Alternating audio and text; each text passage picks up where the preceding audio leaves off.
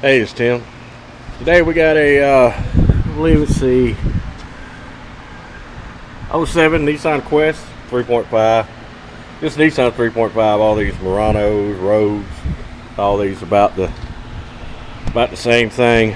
Gonna be doing the back O2 sensor, which is bank 1, sensor 1. So I gotta pull this intake off, and I'm also replacing both these fans. The condenser fan's bad, but this comes in one unit with both fans. So I'm getting the whole assembly with both fans. So I'm doing both fans in the rear, bank 1, sensor 1, O2 sensor.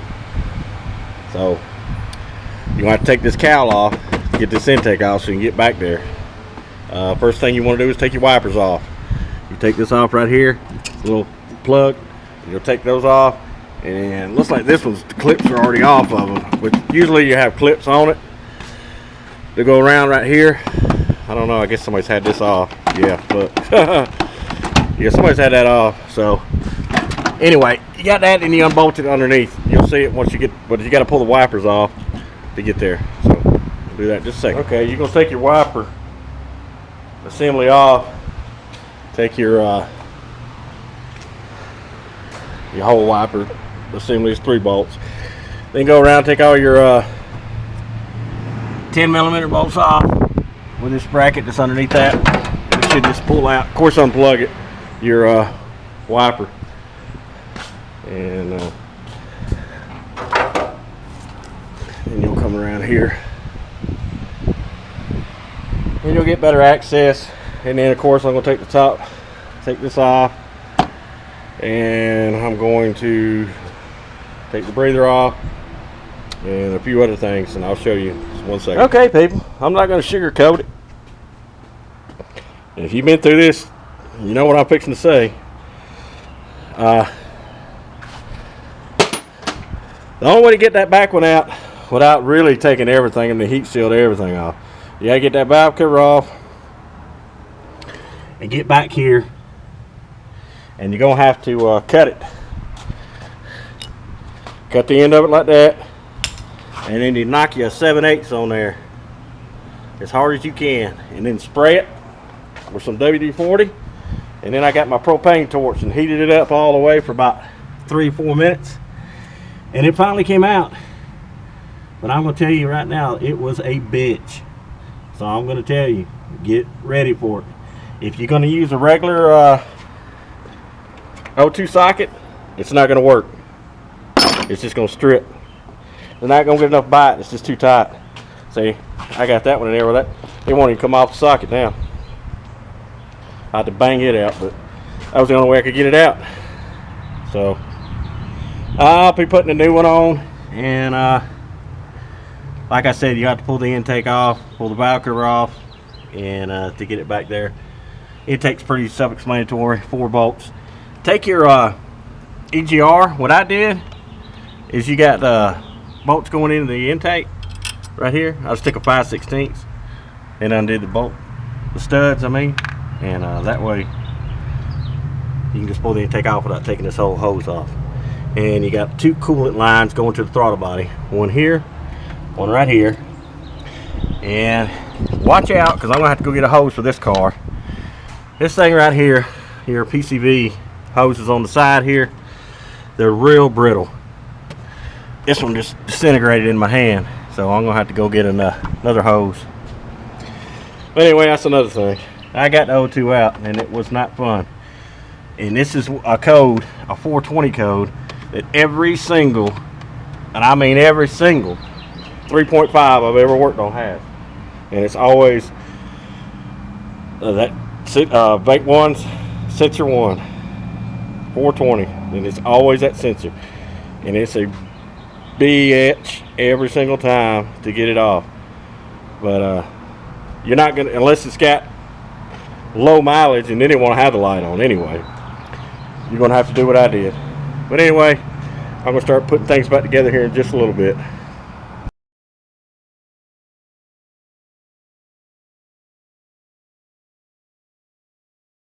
Well, we're getting things back together somewhat on this one. Pull the battery tray out in your top radiator hose. You just got 2 bolts on the top. Pull your fan out because I'm replacing the fan too. But on the O2 sensor, like I told you last time, it's still in my socket. I haven't even got it out yet. Well, of course it boogered the threads up. And if you ever run into that, then you know it's a heck of a good time. What I use is this. You can get it at O'Reilly's. It's a O2 sensor chaser, rethreader. Goes on the back of, you can put your extension or your ratchet on it. You want to heat it up with your propane torch. This one was in the back, so it's kind of hard to get to. But let's just say you got the one in the front here. Let's just say that. Okay, what you want to do, you want to heat it up real good with your propane torch.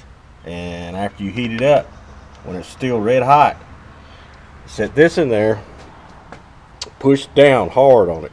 Make sure you're straight with it, and just turn it.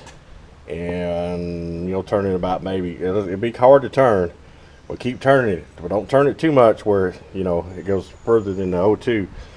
But turn it a good 10-15 times till it feels like it's pretty good and tight. Then work it back out, then do it again, and then set your O2 in there real slowly. Go back and forth with it, and set it in there while everything's still hot. If you want to put some Permatex around your O2, the Permatex high temp goes for exhaust.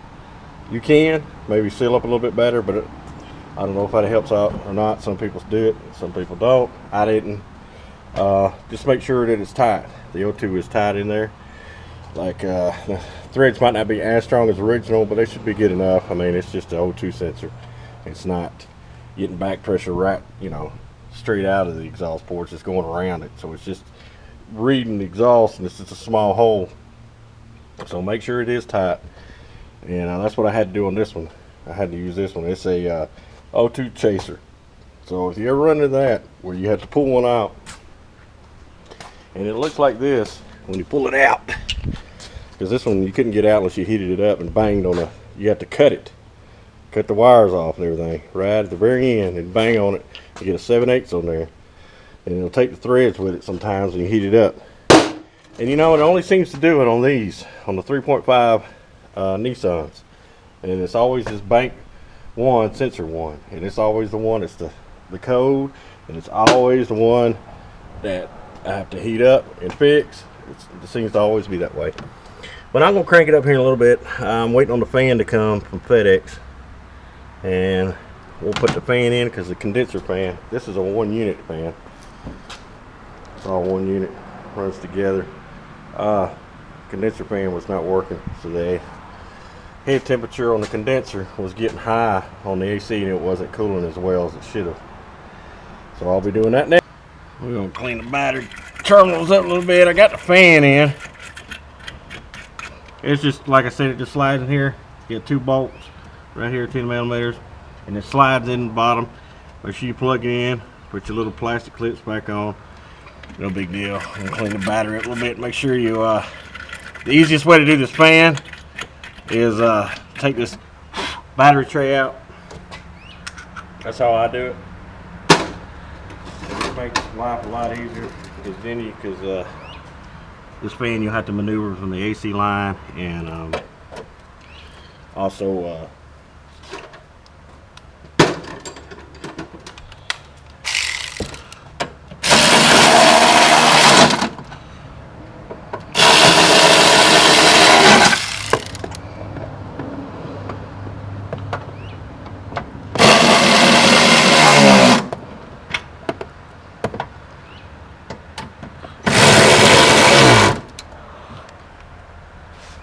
Alright, and you put your little battery thing on the bottom here, and you're going to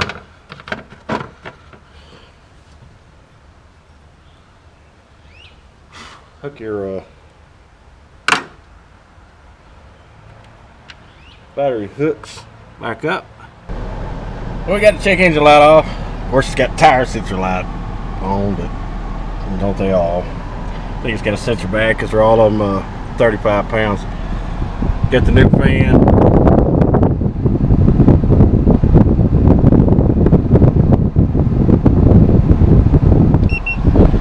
Got the new fans on. Blowing good.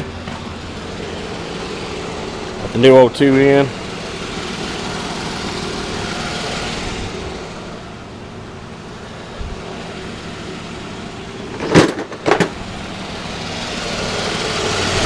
Fans blowing good. I have a little smoke on it from all the PB Blaster and WD-40 I sprayed. Had to drill out that freaking O2 sensor. But if you ever do one of these, make one sensor one. Be prepared. You might have to chase it or rethread it. It's hard to get them out sometimes. But another one done by Tim's Auto. Yeah, come on.